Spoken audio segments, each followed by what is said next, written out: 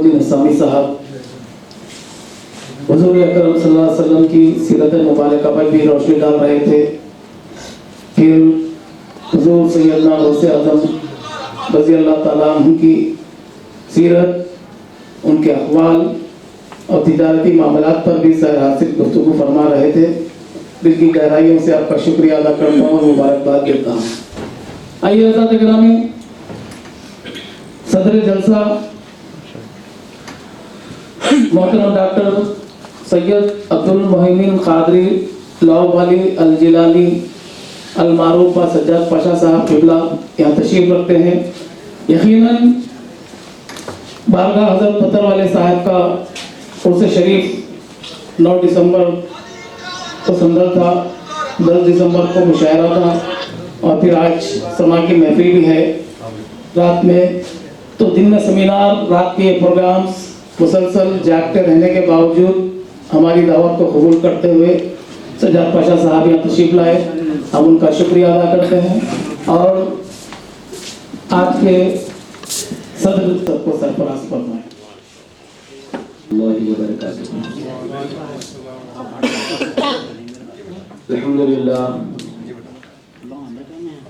الحمدللہ الاحد الصمد الخالق العالم النافع الرازق. اشهد ان لا اله الا الله وحده لا شريك له وهو رب المغارب والمشارق. واشهد ان سيدنا وشفيعنا وحبيبنا ونبينا ومولانا محمدا صلى الله عليه واله وسلم وعبده ورسوله نبينا ارسله للانس والخلائق وعلى آله وأصحابه وأزواجه وذريته وأهل بيته ما لا أحبالغ. قال الله تعالى في القرآن المجيد: أعوذ بالله من الشيطان الرجيم، بسم الله الرحمن الرحيم. محمد رسول الله، أو كما قال الله تعالى في القرآن المجيد: الله ولي الذين آمنوا يخرجهم من الظلمات إلى النور. صدق الله العلي العظيم. دربار رسالت اور اعلی رسالت میں ایک مرتبہ درود شریف کا نذرانہ پیش فرمائیں.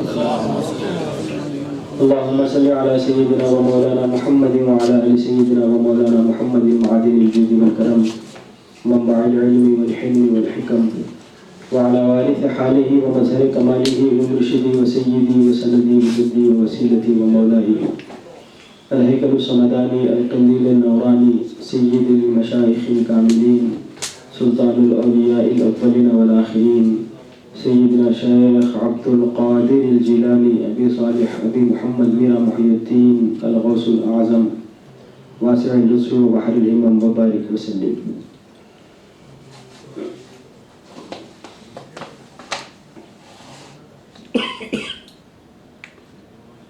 اللہ رب العزت نے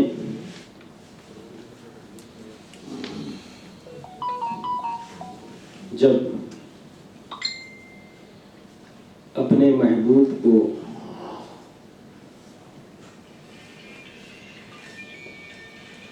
اپنی بنائی ہوئی عالمین میں سے کسی ایک عالم کا انتخاب کرنے کے لیے فرمایا، یعنی جب اللہ تعالیٰ نے سارے عالمین کو بنا دیا اور بنا دینے کے بعد رسول پاک علیہ الصلوۃ والسلام کے سامنے وہ سارے عالمین رکھے گئے اور کہا گیا کہ اے محبوب، ان عالمین میں سے کوئی ایک عالم کا آپ انتخاب کریں تاکہ آپ کو اس میں مبعوث کیا جا سکے،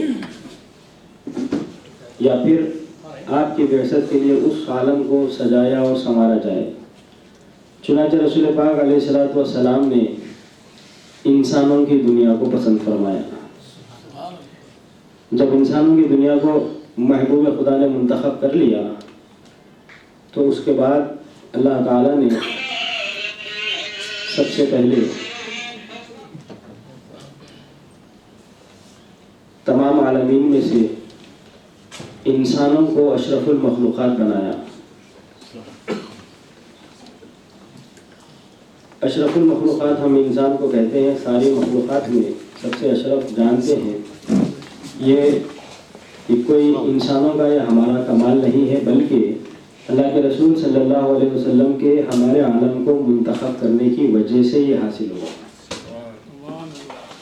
اگر اللہ کے رسول کوئی اور عالم کو منتخب فرماتے تو پھر وہ اشرف المخلوقات ہوتے تھے، ہم نہیں ہوتے تھے۔ یہ ساری چیزیں، ساری بنیادیں صرف اور صرف محبت کی بنیاد پر ہے۔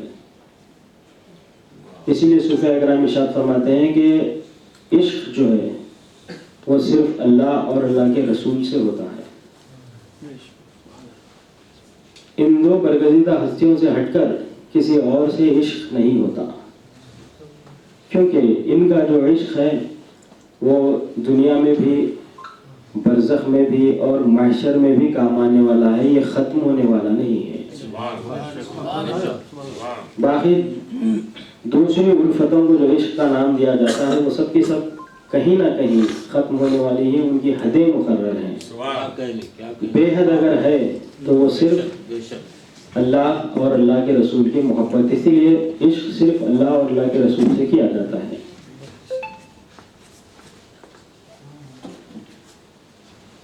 عالم انسانیت کو منتخب کرنے کے بعد اب پھر عالم انسانیت کو اللہ تعالیٰ نے سجانے اور سنوارنے کا کام شروع کیا، کیونکہ اسے اپنے محبوب کو مبعوث فرمانا تھا۔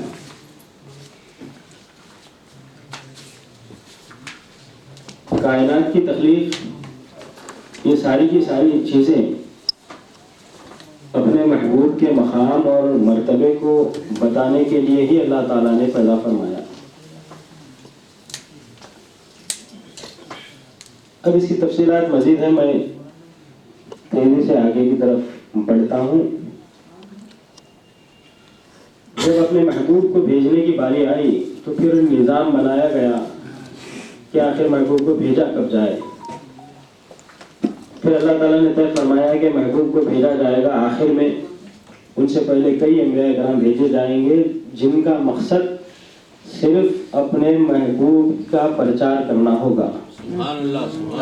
روایتوں کے مطابق کم و بیش آسمان سے 104 کتابیں نازل ہوئی، 100 کتابیں چھوٹی چھوٹی تھیں جنہیں صحائف کہا گیا، اور 4 بڑی کتابیں۔ ان کی تفصیلات آپ اٹھا کر دیکھیے، پتہ چلے گا کہ اس میں احکامات جو ہے چھوٹے چھوٹے ہوتے تھے، تھوڑے سے 2-4 احکامات ہوتے تھے۔ سب سے زیادہ احکام جو نازل ہوئے وہ تورات میں نازل ہوئے، اور وہ بھی 10 احکام۔ پھر باقی ان کتابوں میں کیا تھا تو پتہ چلا کہ باقی ان کتابوں میں صرف اور صرف محبوب خدا کی تعریف کی جاتی تھی، تاکہ کوئی زمانہ، کوئی نبی کی امت اللہ کے محبوب کی وابستگی یا اللہ کے محبوب کی محبت سے محروم نہ رہ سکے۔ احکام کم ہوتے تھے محبوب خدا کی، اور بعض کتابوں میں اللہ تعالیٰ نے محبوب خدا کی امت کی بھی تعریفیں فرمائی۔ موسیٰ علیہ السلام کے متعلق روایت میں مشہور ملتی ہے کہ جب اللہ تعالیٰ نے محبوب خدا کی امت کی تعریف فرمائی تو موسیٰ علیہ السلام نے کہا کہ پروردگار، کاش تو مجھے نبی نہ بناتا، تیرے محبوب کا امت ہی بنا دیتا تو وہ میرے لیے باعث فخر ہوتا تھا۔ ان ساری کتابوں میں محبوب خدا کی محبت کا درس دیا گیا۔ اب یہ تو غائبانہ تھی، سمجھیے، بعثت کا وقت آیا، اللہ تعالیٰ ایک ذائچہ بنا دیتا ہے، ایک نظام بناتا ہے، پھر اس نظام کے تحت سارے کام کرتا ہے۔ اس میں عقل والے کام بھی ہو جاتے ہیں اور انسان کی عقل سے ماورا کام بھی ہوتے ہیں۔ جب پیدائش کی باری آئی تو پیدائش کے لیے اللہ تعالیٰ نے ایک نظام مقرر فرمایا، ماں اور باپ کے ذریعے سے ہی دنیا میں پیدا کرتا ہے۔ اب محبوب خدا کی جب ولادت کی باری آئی تو اللہ تعالیٰ کے مقرر کردہ نظام کے مطابق ہی، لیکن انوکھے انداز میں، ایسی ولادت کہ نہ اس سے پہلے کسی کی ہوئی تھی نہ کسی کی ہو سکتی۔ آج میلاد النبی کے موقع پہ اگر ہم تھوڑی سی روشنی کا اہتمام کر لیں تو لوگ پریشان ہو جاتے ہیں، اس کی کیا ضرورت ہے، اس کی کیا ضرورت ہے۔ یہ پہلے نہیں ہوتا تھا، اب ہو رہا ہے۔ میں آپ کو بتا دوں کہ اللہ کے رسول کی میلاد کی جو محفلیں ہیں، جو میلاد کا مقام ہے، جو میلاد کیا جاتا ہے، یہ آج کل کا نہیں ہے بلکہ 1400 سال سے چلتا آ رہا ہے۔ حضرت شاہ عبداللہ محدث دہلوی رحمۃ اللہ علیہ ارشاد فرماتے ہیں کہ ہم میلاد کے موقع پر میلاد النبی صلی اللہ علیہ وسلم کی محفل منانے کے لیے مقام مولد پہنچے، جس مکان میں آپ کی ولادت ہوئی، اور وہاں پر ہم نے دیکھا کہ دنیا کے کئی اکابرین بڑے بڑے لوگ وہاں پر مکان میں موجود تھے، اور شب میلاد محفل کا جو عالم تھا وہ قلم کی تحریر سے باہر ہے۔ تو پتہ چلتا ہے کہ حج کے علاوہ مکہ شریف کو اور بھی لوگ میلاد النبی منانے ہر زمانے میں برابر جاتے رہے۔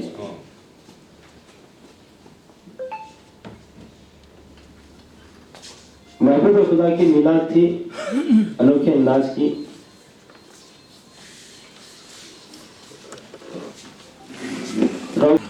اللہ تعالیٰ نے اللہ کے رسول کی میلاد کے موقع پر ایسی روشنی کا اہتمام فرمایا۔ سیرت ابن اسحاق اٹھا کر دیکھیے، حضرت فاطمہ بنت اسد رضی اللہ تعالیٰ عنہ مولا کائنات سیدنا علی رضی اللہ تعالیٰ عنہ کی والدہ ارشاد فرماتی ہیں کہ جیسے ہی رسول پاک صلی اللہ علیہ وسلم دنیا میں تشریف لائے تو آپ ایک سرخ رنگ کی چادر میں لپٹے ہوئے تھے، اور آپ کے جسم مبارک سے ایسی روشنی، ایسا نور نکلا کہ ہمیں فارس کے محلات نظر آنے لگے۔ فارس کے کسرا کے جو ہے، فارس کے بادشاہ کسرا کے جو محل تھے وہ محل نظر آنے لگے۔ اب آپ دیکھیے کہ 1400 سال سے اگر امت محمدیہ اگر روشنی کا اہتمام کر لے تب بھی جو ہے وہ ایک دن کی روشنی کی برابری نہیں کر سکتی۔ روشنی کا اہتمام میلاد کے موقع پر اسی زمانے سے چلتا آ رہا ہے، جس کی میں آپ کو ایک دلیل اشارے کے طور پہ دے دوں کہ آپ ہر عاشق کے گھر تشریف لاتے ہیں، میرے گھر میں بھی ہو جائے چراغاں یا رسول اللہ۔ جس زمانے میں جن سہولتوں کو اللہ تعالیٰ نے مہیا فرمایا، اس زمانے میں ہم اللہ کے رسول کی میلاد میں ان سہولتوں سے فیض یاب ہوتے رہے۔ تو پچھلے زمانے میں جس زمانے میں لائٹ نہیں ہوتی تھی، اس زمانے میں جو ہے میلاد کے موقع پر چراغوں کا اہتمام ہوتا تھا، سارے گھر کو مٹی کے تیل کے چراغوں سے روشن کیا جاتا تھا ساری دنیا کے لوگوں میں۔ جب مسلمان ہندوستان آئے اور ہندوستان میں میلاد کی محفل کے موقع پر چراغوں کا اہتمام کیا جانے لگا تو اس خوبصورت عمل کو دیکھ کر ہندوستان کے برادران یعنی برادران وطن نے اپنی عیدوں میں چراغوں کا استعمال کرنا شروع کیا۔ پہلے چراغوں کا یہاں استعمال نہیں ہوتا تھا۔ ایک عید آتی ہے برادران وطن کی دیوالی کے نام سے، اور اس میں سب اپنے گھروں کو آج بھی مٹی کے چراغوں سے وہ لوگ سجاتے ہیں۔ تو یہ جو کانسیپٹ جو آیا ہے یہ میلاد النبی صلی اللہ علیہ وسلم کی وجہ سے ان کے پاس آیا، اسی کو فالو کرتے ہوئے یہ لوگ آج بھی چراغ لگاتے ہیں۔ لیکن اہل اسلام چونکہ اللہ تعالیٰ نے ان کے اندر ترقی پسندی رکھی، لہذا ہم جو ہے چراغوں کو چھوڑ کر لائٹوں پہ آ گئے۔ قرآن حکیم آپ شعراء کے اشعار اٹھا کر دیکھیے، چراغوں کا لفظ ہی ملے گا آپ کو۔ تو اس طریقے سے روشنی ہوئی۔ پھر حدیث شریف میں آتا ہے کہ جب رسول پاک صلی اللہ علیہ وسلم کی جس رات میلاد ہوئی، اللہ تعالیٰ نے زمین پر جبریل علیہ السلام کو 3 جھنڈے دے کر بھیجا اور کہا کہ جبریل ایک جھنڈا مشرق میں لگاؤ، ایک جھنڈا مغرب میں لگاؤ، ایک جھنڈا کعبے کی چھت پر لگاؤ۔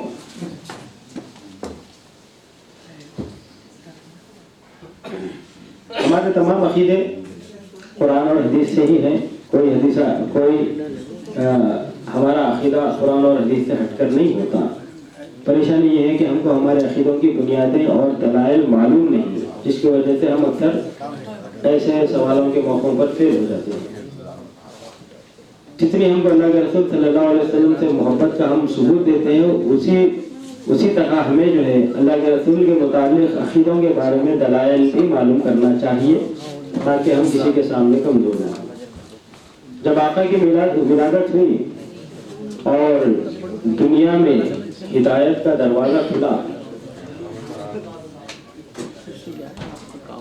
ابتدا میں آپ بی بی آمنہ رضی اللہ تعالیٰ عنہ کی آغوش رحمت میں رہے، پھر بی بی حلیمہ کے پاس آئے، پھر بی بی آمنہ کے پاس واپس آ گئے، اور آپ کے انتقال کے بعد آپ کے دادا حضرت عبد المطلب کی آغوش میں آئے۔ آپ کے متعلق بھی ملتا ہے کہ جب کبھی مکے میں بارش نہیں ہوتی یا قحط نازل ہو جاتا تو آپ رسول پاک علیہ السلام کو گود میں اٹھا کر کعبہ شریف کے پاس لے جاتے اور حضور کے چہرے کو آسمان کی طرف اٹھواتے اور کہتے کہ اے پروردگار اس چہرے کی برکت سے بارش نازل فرما دے۔ بس آپ کی دعا ختم ہوتی تھی یا ابھی دعا چلتی ہی رہتی تھی کہ بارش کا نزول ہو جاتا تھا۔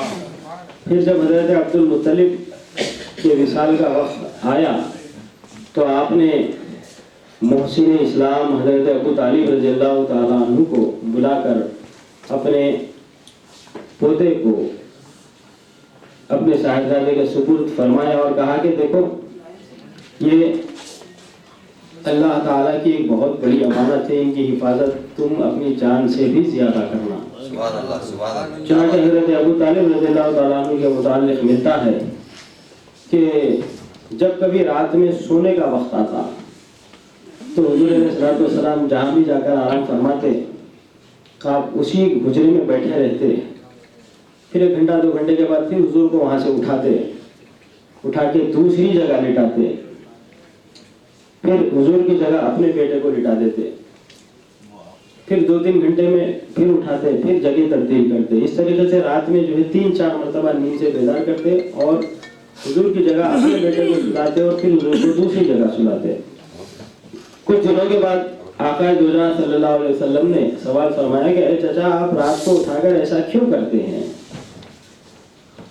تو حضرت ابو طالب رضی اللہ تعالیٰ عنہ ارشاد فرماتے ہیں کہ یہود اور نصارہ کو یہ بات معلوم ہو چکی ہے کہ آخری نبی پیدا ہو چکے ہیں اور انہیں یہ بھی معلوم ہو چکا ہے کہ وہ بنی اسرائیل نہیں ہے بلکہ بنی اسماعیل میں سے ہیں، تو لہذا وہ آپ کو نقصان پہنچانے کی کوشش کریں گے۔ تو میں یہ خیال کرتا ہوں کہ اگر وہ کہیں سے جاسوسی کریں یا آپ کے سونے کی جگہ معلوم کریں یا آپ کو نقصان پہنچانے کا کوئی منصوبہ تیار کریں تو جہاں پر آپ سو جائیں تو پھر میں اسی لیے آپ کو اٹھا کر دوسری جگہ لٹا دیتا ہوں اور آپ کی جگہ اپنے بیٹے کو لٹا دیتا ہوں تاکہ اگر کوئی حملہ کرنے کے لیے آ جائے تو آپ کے بدلے جو ہے میرا بیٹا شہید ہو جائے۔ اور حضرت ابو طالب رضی اللہ تعالیٰ عنہ کی حالت زندگی میں آپ دیکھیں کہ جب حضور پاک علیہ السلام آرام فرماتے تو وہ آپ وہیں ان کے پاس ہی بیٹھے رہتے تھے نگرانی کرتے ہوئے۔ یہ عمل 1-2 دن نہیں چلا، اپنے دنیا سے پردہ کرنے تک چلتا رہا۔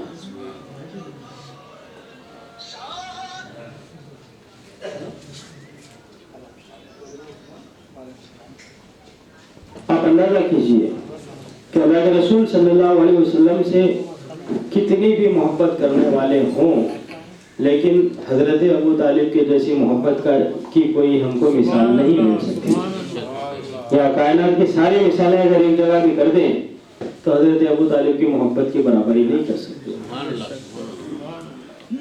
جب اعلان اسلام ہوا، دین آیا، اس کے بعد تو بے شمار جانشاں پیدا ہوئے، لیکن جب دین گود میں کھیل رہا تھا تو اس وقت اس کی حفاظت کرنے کا جو ذمہ اللہ تعالیٰ نے آپ کو عطا فرمایا، اسی سے ہم اندازہ کر سکتے ہیں کہ محبت حضرت ابو طالب اللہ کے رسول سے کیا تھی۔ ان چیزوں کو فراموش نہیں کیا جا سکتا۔ کمالات کے ظاہر ہونے کے بعد، معجزات کے ظہور کے بعد محبت کرنا الگ بات ہے۔ ساری چیزوں کو جان کر پہلے سے جان نثاری کی طرح محبت کرنا یہ بہت بڑی بات ہوتی ہے۔ بہرحال اللہ تعالیٰ کے منظم نظام کے مطابق یہ کاروان آگے بڑھتا رہا۔ رسول پاک علیہ السلام پر آخرکار غار ہرا میں پہلی وحی نازل ہوئی۔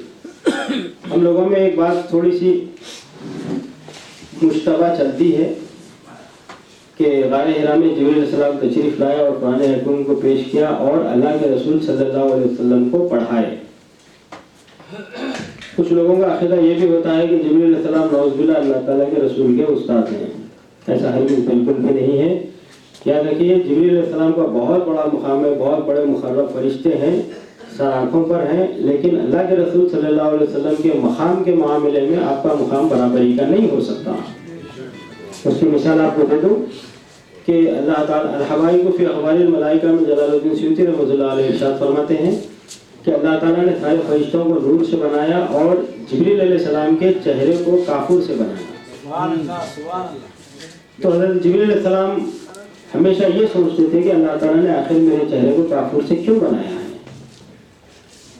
جب شب معراج کا موقع آیا اور اللہ کے رسول کی معیت کے لیے اللہ تعالیٰ نے جبریل علیہ السلام کو بھیجا، اور جب آپ نیند سے بیدار کرنے والی بات آئی اور آپ ٹھہرے ہوئے تھے اور خیال کر رہے تھے کہ میں اللہ کے رسول کو نیند سے کیسے بیدار کروں، وہ بیدار بھی ہوں اور ان کی شان میں گستاخی بھی نہ ہو، آخر یہ کیسے ہو؟ تو اسی وقت اللہ تعالیٰ نے ان کے قلب میں الہام ڈالا کہ اے جبریل، تمہارے چہرے کو کافور سے آج ہی کے دن کے لیے بنایا گیا ہے، اپنے گال کو میرے محبوب کے تلوے سے لگا دو، تمہارے چہرے کی ٹھنڈک سے وہ نیند سے بیدار ہو جائیں گے۔ آپ اندازہ لگائیے کہ بعثت کے لیے انسانوں کی دنیا کو چننے کے بعد ایک لمحے کے لیے اللہ تعالیٰ نے اتنی دور سے اور اتنی بڑی منظم پلاننگ کر کے رکھی، تو آپ اندازہ لگائیے کہ اللہ کے رسول صلی اللہ علیہ وسلم کا کتنا بڑا مقام ہے۔ ہم سوچتے ہیں کہ اللہ کے رسول نے چاند کو ٹکڑے کر دیا، سورج کو پلٹا دیا، کنکروں کو کلمہ پڑھوا دیا، یہ بڑے بڑے معجزات ہیں، یہ کوئی بڑی بات نہیں ہے، یہ معجزات بتانا کوئی بڑی بات نہیں ہے۔ اگر بڑی بات ہے تو وہ ہے اللہ تعالیٰ کے محبوب ہونا، مقام محبوبیت پر پہنچنا، یہ بڑی بات ہے۔ اگر اللہ تعالیٰ دنیا میں کسی بندے کو منتخب کر لے، پسند کر لے، تو جبریل علیہ السلام کو بلا کے فرماتا ہے، جبریل میں فلاں بندے سے محبت کرتا ہوں، تم بھی اس سے محبت رکھو اور ساری مخلوق سے کہہ دو کہ وہ اس سے محبت کرے۔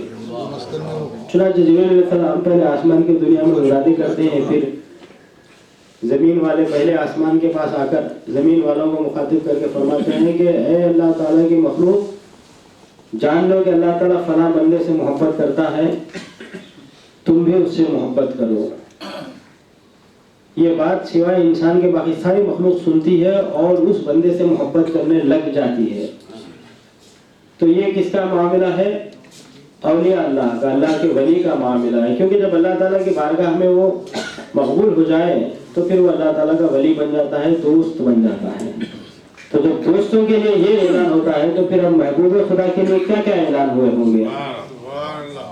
جھاڑوں کا چلتے ہوئے آ جانا کوئی بڑی بات نہیں ہے، وہ محبوب خدا کا اشارہ ہے۔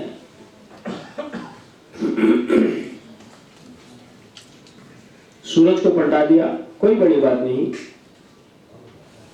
سورج کو پلٹوانے کے بعد، کیونکہ قرآن حکیم اس بات کی دلالت کر رہا تھا کہ مغرب سے سورج سوائے خدا کے کوئی نہیں اٹھا سکتا، اسی لیے اللہ تعالیٰ نے کہا کہ اے محبوب، آپ نے اپنی طاقت کو استعمال تو کر لیا ہے، اب تھوڑا سا جو ہے بشریت کا اعلان کر دیجئے، کہہ دیجئے کہ میں تمہاری ہی طرح کا بشر ہوں۔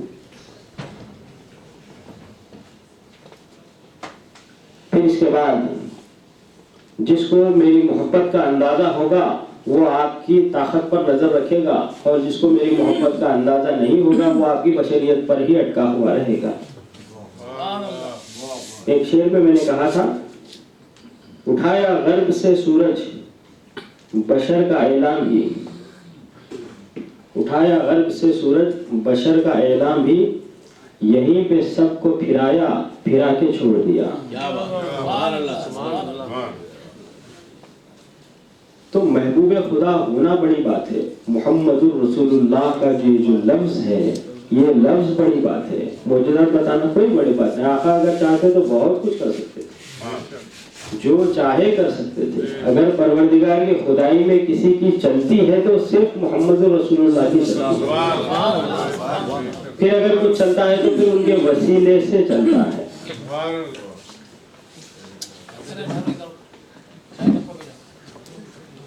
ابھی میں کچھ ہی دیر میں اپنی بات کو ختم کر دوں گا۔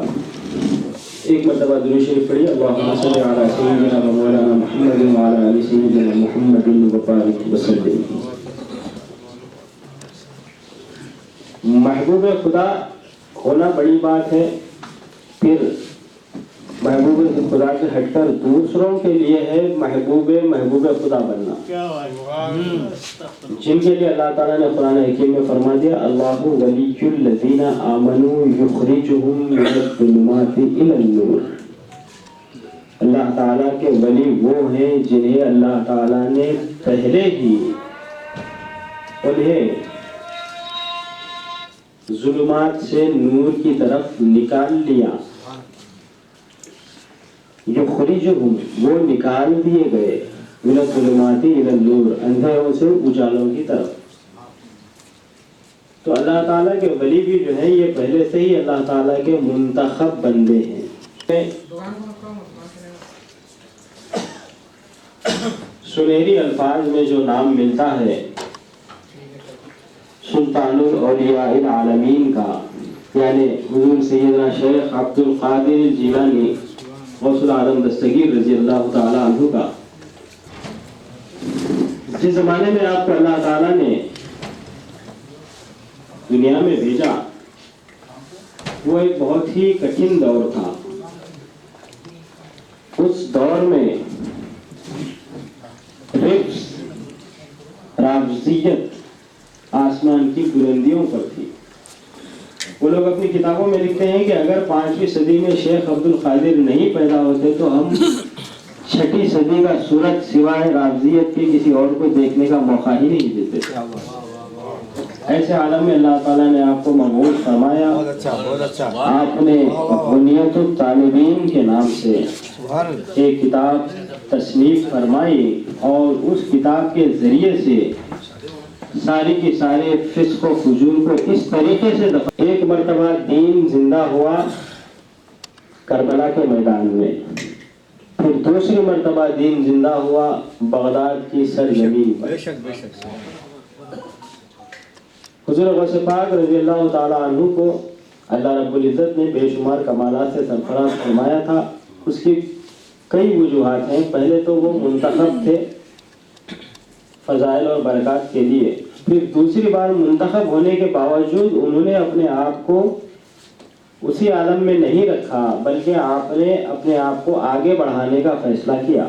چنانچہ 50 سال کی عمر شریف تک آپ صرف عبادت اور ریاضات میں رہے۔ یہ مواعظ وغیرہ کے جو سلسلے ہیں یہ 50 سال کی عمر شریف کے بعد کے ہیں۔ آپ نے شادی بھی 50 سال کی عمر شریف کے بعد فرمائی۔ 50 سال تک اللہ تعالیٰ کی عبادت اور ریاضت میں مصروف رہا۔ آپ خود ارشاد فرماتے ہیں کہ میں 31 سال تک روزانہ رات میں ایک پیر پر کھڑے ہو کر فجر ہونے تک ایک مکمل قرآن حکیم کی تلاوت کرتا تھا۔ 31 سال تک یعنی 11,000 مرتبہ قرآن حکیم کی تلاوت سنی۔ جب ہم قرآن حکیم کی آیتوں کے ٹکڑوں کو، سوروں کو اپنی حاجتوں کے لیے کچھ دن پڑھتے ہیں تو ہماری مصیبتیں اس سے ٹل جاتی ہیں۔ پھر آپ اندازہ کیجئے کہ جو روزانہ ایک قرآن حکیم جن کی تعداد 11,000 میں آپ نے تکمیل فرمائی تو آپ کے اندر کتنے فیوز اور برکات آ چکے تھے ہوں گے۔ پھر آپ فرماتے ہیں کہ ایک دن ایسا ہوا کہ میں تلاوت کے لیے وضو کر کے جا رہا تھا، اپنے حجرے کی جس مقام پہ آپ تلاوت کر رہے تھے اس کی سیڑھی چڑھ رہا تھا، ایک پیر سیڑھی پر تھا ایک پیر زمین پر تھا۔ شیطان آیا اور آ کر کہنے لگا کہ ابھی تو کافی وقت ہے، کچھ دیر آرام کر لیں۔ دل نے خیال کیا اس کے بعد اٹھ کر پڑھا جائے، تو حضور غوث پاک فرماتے ہیں کہ میں اسی سیڑھی پر اسی حالت میں ٹھہرے ٹھہرے پوری قرآن حکیم کو تکمیل کر لیا۔ یعنی میں نے اپنے دل دماغ کو اور شیطان کو اتنا بھی موقع نہیں دیا کہ میں اپنے پڑھنے کے مقام تک جاؤں، یعنی انہیں روکنے کی جہاں کوشش کی میں وہیں پر اپنی عبادت کو تکمیل کر لیا۔ پھر جب مواعظ اور خطب کا سلسلہ شروع ہوا تو اس سے ساری دنیا جانتی ہے کہ کس طریقے سے آپ کا فیضان پھیلا۔ آج ساری دنیا میں آپ کا فیضان پھیلا ہوا ہے۔ دنیا کا شاید ہی کوئی ایسا ملک ہوگا جہاں پہ حضور غوث پاک رضی اللہ تعالیٰ عنہ کو لوگ نہیں جانتے ہوں۔ حال ہی میں یورپ کے کسی اسکالر نے ریسرچ کیا تو پتہ چلا کہ حضرت شیخ عبد القادر جیلانی رضی اللہ تعالیٰ عنہ کو جاننے والوں میں دنیا کا ہر چوتھا آدمی ہے. 4 میں سے ہر چوتھا آدمی حضور غوث پاک رضی اللہ تعالیٰ عنہ کو جانتا ہے. جب آپ کے مواعظ کا سلسلہ ہوا، اس کی شہرت ملی، تو اس دور کے ایک بہت ہی مشہور و معروف بزرگ تھے. ابھی ہمارے مولانا زعیم الدین صاحب نے بھی ان کا تذکرہ کیا، عبد الرحمن ابن جوزی علیہ رحمت و رضوان. ابن جوزی جو ہے عرب اور عجم کے لیے علمی اور ادبی تحقیق کی دنیا میں بہت بڑا نام ہے، بے انتہا بڑا نام. آج بھی یہ ستارہ آسمان پر برابر اپنی آب و تاب کے ساتھ درخشندہ ہے. دنیا کے ہر مذہب، ہر مسلک کے لوگ ابن جوزی کے قلم کو پتھر کی لکیر مانتے ہیں. آج بھی یہ شخصیت ہے. ان کی خاصیت تھی کہ یہ قرآن حکیم کے 8 انداز میں تفسیر بیان فرماتے تھے، 8 طریقوں سے. جب حضور غوث پاک کی شہرت پھیلی تو اپنے 300 شاگردوں کو جمع کیا اور تمام شاگردوں کو ایسے ہر ایک کے لیے ایک ایسے سوال کا انتخاب کیا کہ جس کا کوئی جواب ہی نہ ہو. لے کر آ گئے، حضور غوث پاک کی محفل میں بیٹھ گئے. بیٹھنے کے بعد جب آپ نے قرآن حکیم کی آیت تلاوت فرمائی اور اس کی تفسیر بیان کی تو ابن جوزی نے کہا کہ دیکھو یہ میں جانتا ہوں، یہ ایسا ہے. دوسری میں کہا کہ دیکھو یہ ایسا ہے. تیسری میں کہا کہ دیکھو ایسا ہے. چوتھی میں کہا کہ دیکھو ہاں ایسا ہے، یہ بھی جانتا ہوں. 5 6 7 8 پہ آ کر رک گئے. جب حضور غوث پاک نے نویں تفسیر بیان فرمائی تو ابن جوزی خاموش ہو گئے. 10ویں پہ دنگ ہو گئے، اس کے بعد ششدر ہو گئے. 10 15 20 25 30 کے بعد حضور غوث پاک نے اس قرآن حکیم کی آیت کی 40 انداز سے تفسیر بیان فرمائی. پھر 40 کے بعد ارشاد فرمایا کہ یہ تو قال تھا. ارے واہ کیا بات ہے، واہ واہ، یہ تو علمی بات تھی جو میں بتایا ہوں، ابھی اس کا حال باقی ہے. کیا کہہ رہے ہیں، کیا کہہ رہے ہیں، واہ واہ. محفل برخاست ہو گئی. اب دوسرے دن 300 انوکھے سوالوں کے ساتھ 300 اپنے ساتھ بڑے بڑے علماء کی جماعت لے کر ابن جوزی صف اول میں آ کر بیٹھ گئے. اب حضور غوث پاک رضی اللہ تعالیٰ عنہ بیان کے لیے تشریف لائے. جیسے ہی آپ منبر شریف پر ٹھہرے، آپ نے مجمع پہ نظر ڈالی اور جیسے ہی علامہ ابن جوزی اور ان کے شاگردوں پر نظر پڑی تو اس ایک ہی نظر کے ساتھ یہ لوگ وجد کی کیفیت میں آ گئے اور اپنے کپڑوں کو پھاڑنا شروع کر دیا. محفل میں ہنگامہ برپا ہو گیا. سب لوگ پریشان ہو گئے کہ یہ کیا حال ہو رہا ہے. پھر اس کے بعد حضور غوث پاک رضی اللہ تعالی عنہ ایک ایک شخص کو اپنے پاس بلائے، منبر کے پاس بلا کر اپنے سینے سے لگائے اور سینے سے لگا کر ان کا سوال بھی بیان فرمایا، جواب بھی بیان فرمایا. سارے کے سارے 300 کے سوالات اور جوابات دے دیے. ابن جوزی علیہ رحمہ اسی محفل میں سرکار غوث پاک رضی اللہ تعالیٰ عنہ کے قائل ہو گئے اور آپ کے حلقہ عیادت میں شامل ہو گئے، آپ کے مرید ہو گئے. سمجھے تحقیق کے دوران ایک بات یہ بھی ملی ہے کہ علامہ ابن جوزی نے مستقل ایک رسالہ حضور غوث پاک رضی اللہ تعالیٰ عنہ کی شان میں لکھا ہے، جس کی میں کافی تلاش میں ہوں لیکن ابھی تک وہ میرے ہاتھ نہیں لگا. خیر انشاءاللہ العزیز اگر ایسی کوئی چیز ہے تو اللہ تعالیٰ ضرور اسے ہم تک برابر پہنچائے گا. پھر بعد میں لوگوں نے پوچھا کہ آخر تم نے حضور غوث پاک کی نظر پڑتے ہی اپنے کپڑوں کو پھاڑنا کیوں شروع کیا؟ تو ان سارے لوگوں نے کہا کہ جیسے ہی شیخ عبد القادر جیلانی رضی اللہ تعالیٰ عنہ منبر پر کھڑے ہوئے اور ہماری طرف نظر ڈالی تو آپ کے منہ سے، آپ کے دہن مبارک سے ایک ہرے رنگ کا نور نکلا اور وہ ہمارے سینوں پہ سے گزرتا گیا. جس کے سینے پہ سے گزرتا گیا ہم کو ایسا محسوس ہوا کہ ہمارا سارا علم ختم ہو چکا ہے، ہم بالکل جاہل ہو چکے ہیں. اور خاص سب سے بات یہ ہوئی کہ ہمارے دل کے اندر کے سوال کو بھی آپ نے بیان فرمایا، اس کا جواب بھی بیان فرمایا. ایسی عظیم ترین شخصیت جن کا فیضان موجود رہتے رہتے تو ہوتا ہی رہا، لیکن کائنات میں قیامت تک بھی آپ کا فیضان رہے گا برابر۔ ہم جانتے ہیں کہ اللہ تعالیٰ نے اس نظام کو ماننے والوں کو کیسے فیضان مل جاتا ہے وہ ماننے والا ہی جانتا ہے۔ نہیں ماننے والے بھی آپ کی بارگاہ میں جب تشریف لائے تو پھر اپنے آپ کو آپ کے سپرد کرنے کے علاوہ انہیں کوئی راستہ نظر نہیں آیا اور آخر آپ کے حلقہ بگوش ہو گئے۔ تو حضور غوث پاک رضی اللہ تعالیٰ عنہ کے بے شمار کرامات، بے شمار فضائل ہیں۔ آپ نے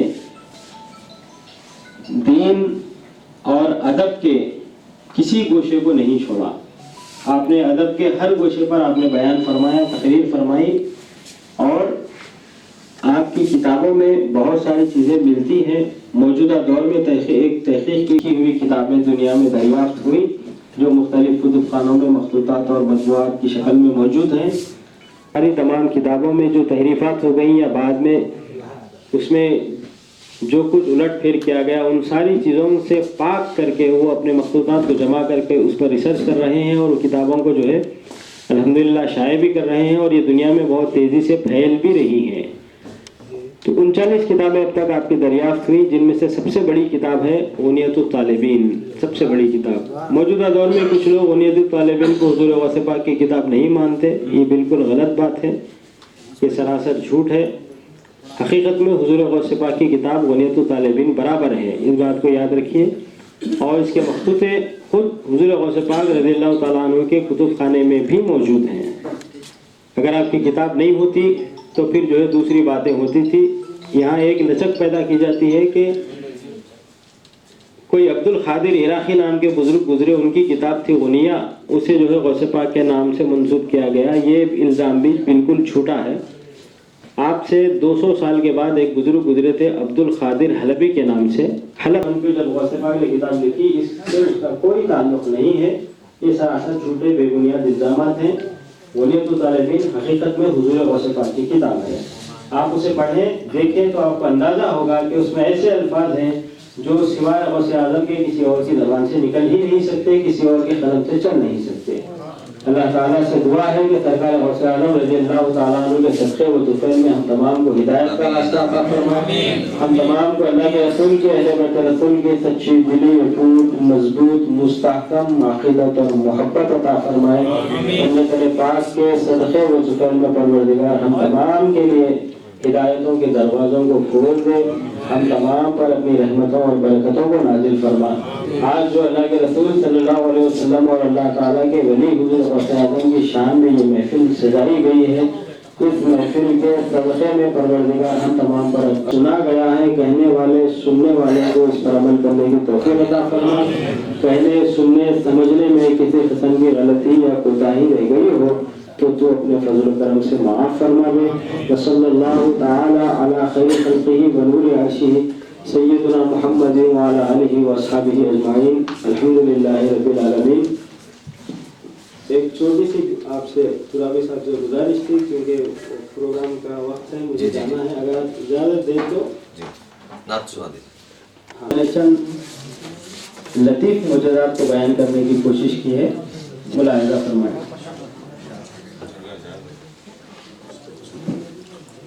انصری اس پیرہن میں نور آنا معجزہ، انصری اس پیرہن میں نور آنا معجزہ، خاک کی مخلوق کا رتبہ بڑھانا معجزہ، خاک کی مخلوق کا رتبہ بڑھانا معجزہ، شہر مکہ سے مدینے کو ہے آنا معجزہ، شہر مکہ سے مدینے کو ہے آنا معجزہ، امتی کا دل مدینہ بھی بنانا معجزہ، امتی کا دل مدینہ بھی بنانا معجزہ، قہر کا تیرا ارادہ مصطفیٰ رحمت بدوش، اہل طائف کے لیے لب کو ہلانا معجزہ، جن کا صدقہ ہے نمازیں وہ نمازوں میں مگن، جن کا صدقہ ہے نمازیں وہ نمازوں میں مگن، پاؤں پر ان کے ورم کا بھی ہے آنا معجزہ، پاؤں پر ان کے ورم کا بھی ہے آنا معجزہ۔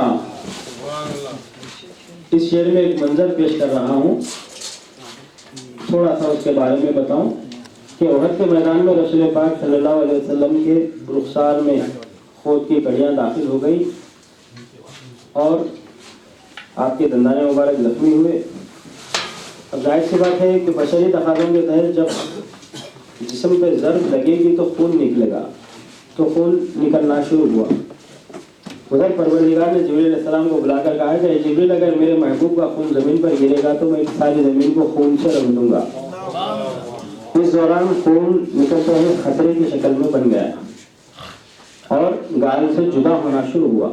ادھر جبریل علیہ السلام بارگاہ خداوندی سے نکلے اور یہ خون کا خطرہ زمین پر گرنے سے پہلے آ کر اپنے پر کو پھیلایا اور وہ خون کا خطرہ جو ہے جبریل علیہ السلام کے پر کے اوپر گرا، زمین پر نہیں گرا.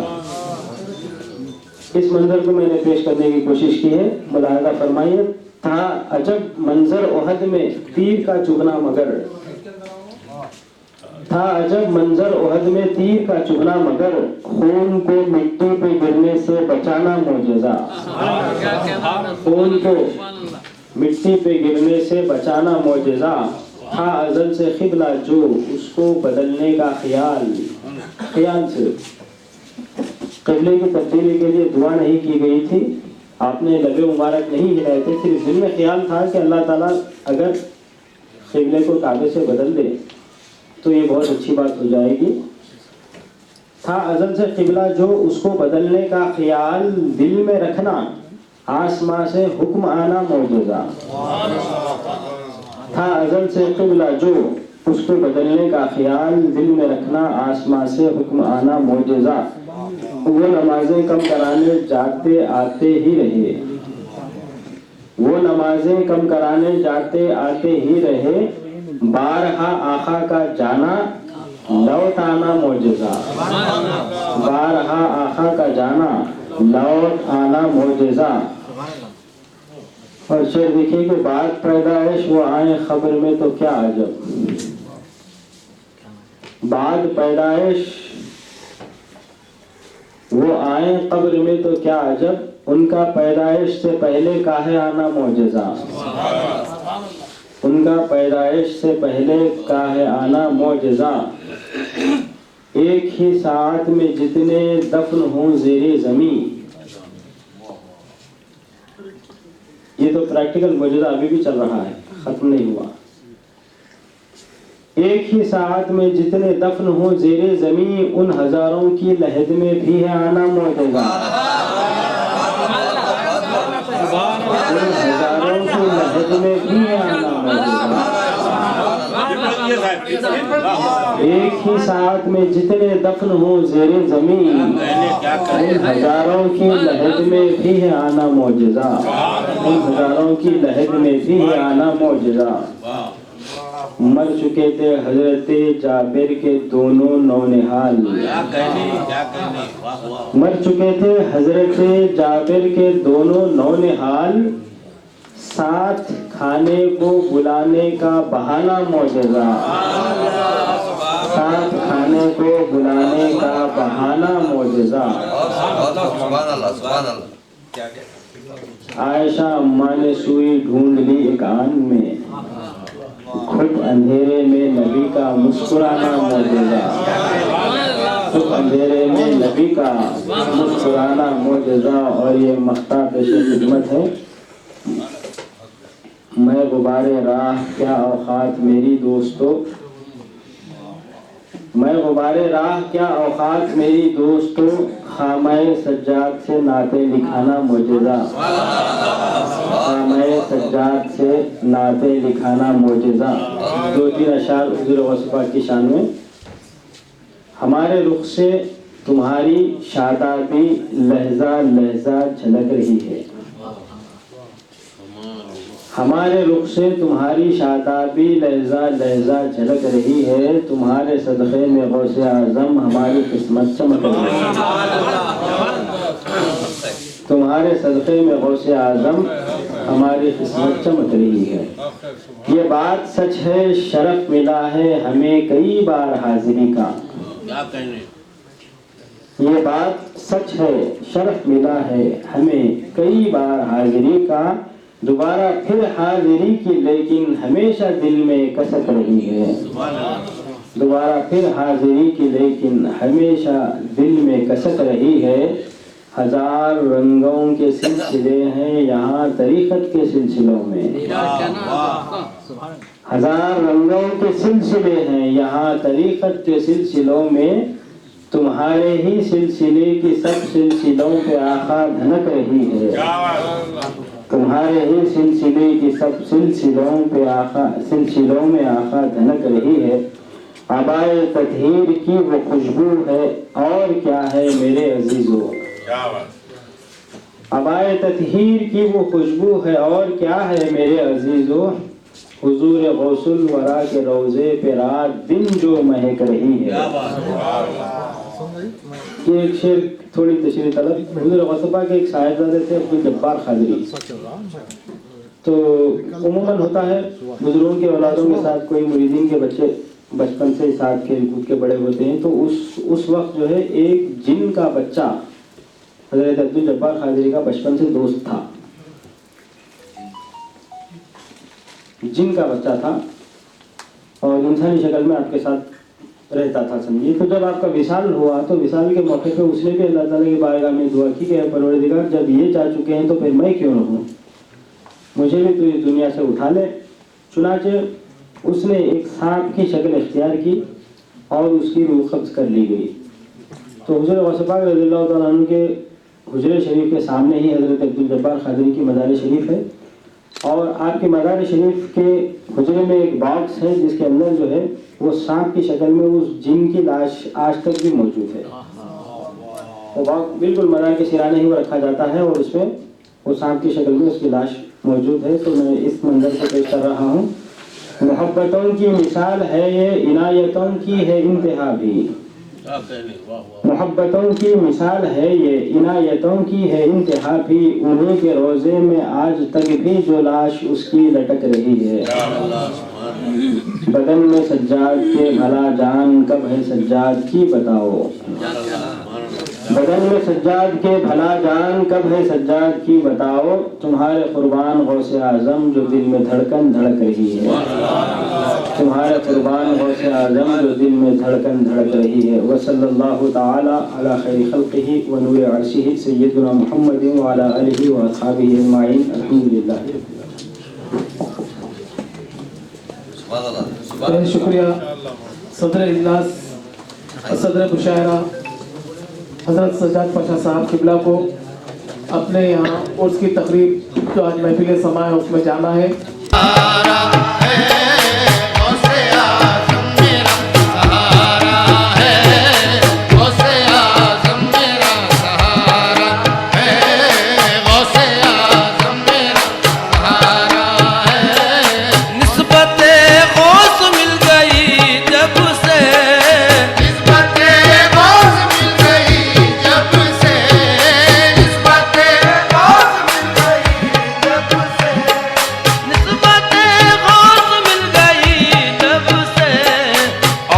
پر وقت کا ستارہ